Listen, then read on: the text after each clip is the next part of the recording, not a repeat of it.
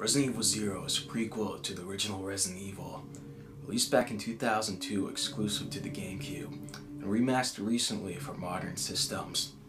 You play as Rebecca Chambers, a member of STAR's Bravo team, investigating an outbreak in the middle of nowhere.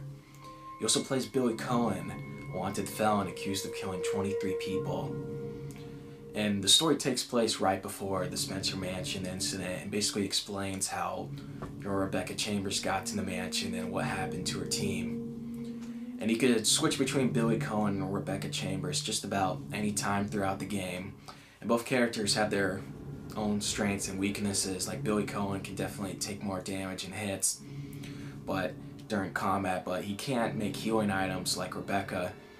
So both characters have their benefits and weaknesses, and I actually found myself playing as Billy Cohen more often than Rebecca Chambers, since Billy Cohen is better in combat and can take more hits, while I let Rebecca Chambers sit back behind the action so she doesn't get hurt.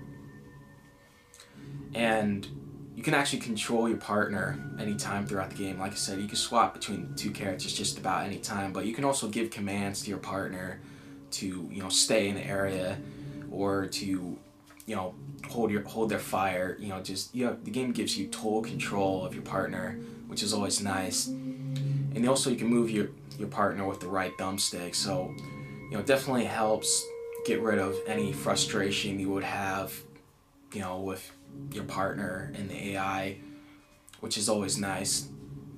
And also worth mentioning is that Resident Evil Zero doesn't have any item boxes, unlike the previous Resident Evil games before it. You actually have to drop your items this time around, which was actually a common complaint for previous Resident Evil games. But there's no item boxes, so you actually have to think about where to drop your items and whether or not you're going to be coming back to a certain area to pick up that item. But thankfully, there is a helpful map that tells you exactly where you dropped your items, so it's not like you have to remember exactly where you dropped your items and whatnot. And can actually reduce a lot of the backtracking depending on where you drop your items. I would actually recommend dropping your items in places you're going to go back to. And as far as the HD remaster of this game goes, I actually played the original Gamecube version of this game before jumping into the HD version. And I gotta say, the difference is night and day, at least visually. I mean, it's actually a pretty big difference.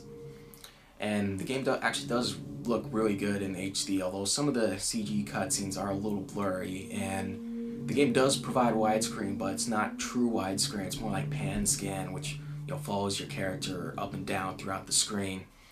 But thankfully the game does provide the original 4:3 aspect ratio, so that's nice.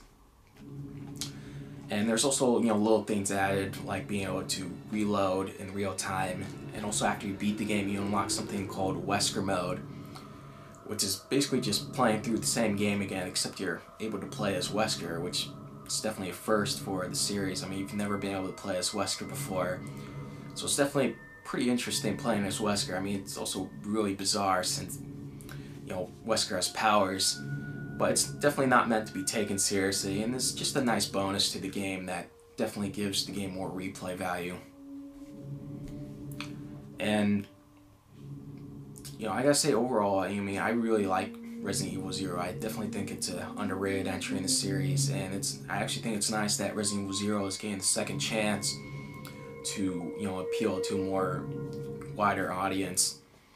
And originally sold really poorly back in the day on the Gamecube, so it's nice that Resident Evil Zero is getting a second chance. And the remaster of this game actually is pretty good. I mean, like I said, the game actually does look really good, and you can actually see the difference between this version and the Gamecube version. Although it is worth mentioning that the HD version of this game does not provide 60 FPS, which is actually kind of disappointing, since we know this game could definitely handle running at 60 FPS on modern systems. So it's actually kind of a wasted opportunity, but I will admit this is the last sort of game I would expect or want to be 60 FPS, but it's still disappointing that Capcom cut that corner and didn't at least give us the option to play the game at 60 FPS. But with that being said though, Resident Evil Zero is well worth your time if you're a fan of the old school Resident Evil games, or if you like survival horror games in general. So if you missed out on this classic, then definitely check this game out. I mean, it is a great entry in the series in my opinion. So with that being said, I give Resident Evil 0 HD an 8 out of 10. Check it out.